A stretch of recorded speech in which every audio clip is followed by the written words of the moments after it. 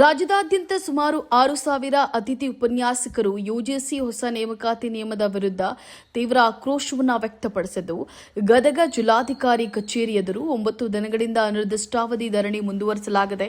ಹೊಸ ನಿಯಮದ ಪ್ರಕಾರ ಸೆಟ್ ನೆಟ್ ಉತ್ತೀರ್ಣ ಅಭ್ಯರ್ಥಿಗಳಿಗೆ ಮಾತ್ರ ಅವಕಾಶವನ್ನು ನೀಡಲಾಗುವುದು ಎಂಬ ನಿಬಂಧನೆ ದಶಕಗಳಿಂದ ಸೇವೆ ಸಲ್ಲಿಸುತ್ತಾ ಇರುವಂತಹ ಅತಿಥಿ ಉಪನ್ಯಾಸಕರ ಜೀವನಕ್ಕೆ ದೊಡ್ಡ ಹೊಡೆತವಾಗಿದೆ ಎಂದು ಪ್ರತಿಭಟನಾಕಾರರು ಆರೋಪಿಸಿದ್ದಾರೆ. ಈಗಾಗಲೇ ರಾಜ್ಯ ಸರ್ಕಾರಕ್ಕೆ ಸಂಪೂರ್ಣವಾದಂತ ನಮ್ಮ ಅತಿಥಿ ಉಪನ್ಯಾಸಕರ ಮಾಹಿತಿ ಇದೆ ಅಂತ ನಾನು ಭಾವಿಸಿದ್ದೇನೆ.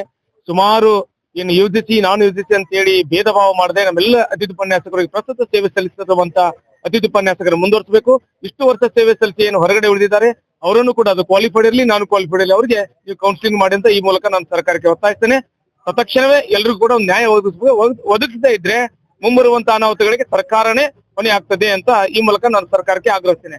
ಒಂದು ವೇಳೆ ನಮ್ಮ ಸಮಸ್ಯೆ ಪರಿಹಾರ ಆಗದೆ ಹೋಗಿದ್ರೆ ಬೆಳಗಾವಿಯಲ್ಲಿ ಎಲ್ಲಾ ಜಿಲ್ಲಾ ಕೇಂದ್ರಗಳಿಂದ ಎಲ್ಲರೂ ಕೂಡ್ಕೊಂಡು ಅಲ್ಲಿ ಬೆಳಗಾವಿಯಲ್ಲಿ ನಮ್ಮ ಶಕ್ತಿ ಪ್ರದರ್ಶನ ಮಾಡ್ತೇವೆ.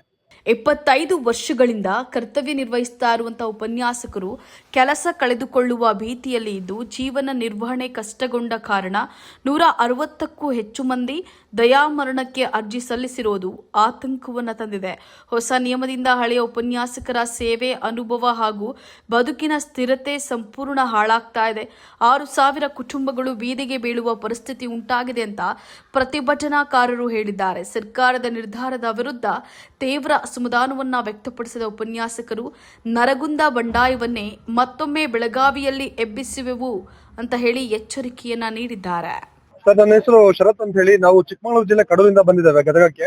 ಇವತ್ತು 9ನೇ ದಿನ ಅತಿಥಿ ಉಪನ್ಯಾಸಕರ ಹೋರಾಟವನ್ನ ನಾವು ಗದಗದ ಜಿಲ್ಲಾಧಿಕಾರಿಗಳ ಕಚೇರಿ ಮುಂದೆ ಮಾಡ್ತಾ ಇದ್ದೇವೆ.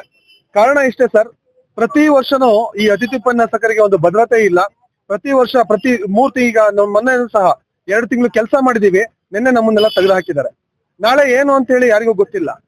ಈ ತರದ್ದಾಗಿದೆ. ಸುಮಾರು 15-20 ವರ್ಷಗಳಿಂದ ಕೆಲಸ ಮಾಡಿರೋರ್ನ ಈ ಸರ್ಕಾರ ಯುಜಿಸಿ ನಾನ್ ಯುಜಿಸಿ ಅಂತ ಹೇಳಿ ಭಾಗ ಮಾಡಿ ಕೋರ್ಟಿನ ಒಂದು ಇದನ್ನ ಕೊಟ್ಟು ನಮ್ಮನ್ನೆಲ್ಲರನ್ನು ತೆಗೆದುಹಾಕುವಂತ ಕೆಲಸ ಮಾಡಿದೆ.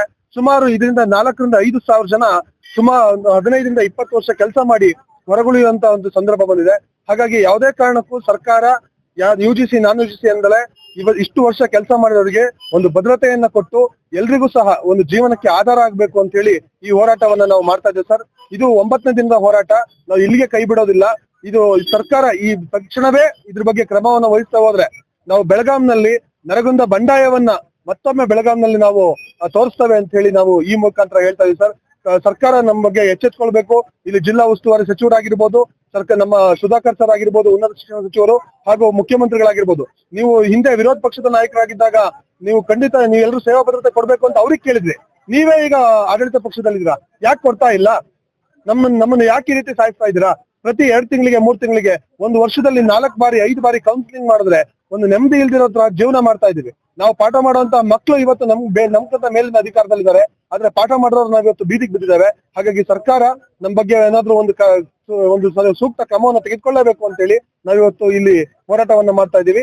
ಈ ಹೋರಾಟ ಇನ್ನೂ ಮುನ್ನೆಲೆಗೆ ಬರುತ್ತೆ, ಇನ್ನೂ ಬಹಳ ದೊಡ್ಡ ಮಟ್ಟಕ್ಕೆ ಹೋಗುತ್ತೆ. ಹಾಗಾಗಿ ಸರ್ಕಾರ ಇದ್ರ ಬಗ್ಗೆ ಬೇಗ ಎಚ್ಚೆತ್ಕೊಂಡು ನಮ್ಮ ಬೇಡಿಕೆಗಳನ್ನ ಈಡೇರಿಸಬೇಕು ಅಂತ ಈ ಮೂಲಕ ಕೇಳ್ಕೊಳ್ತೇನೆ.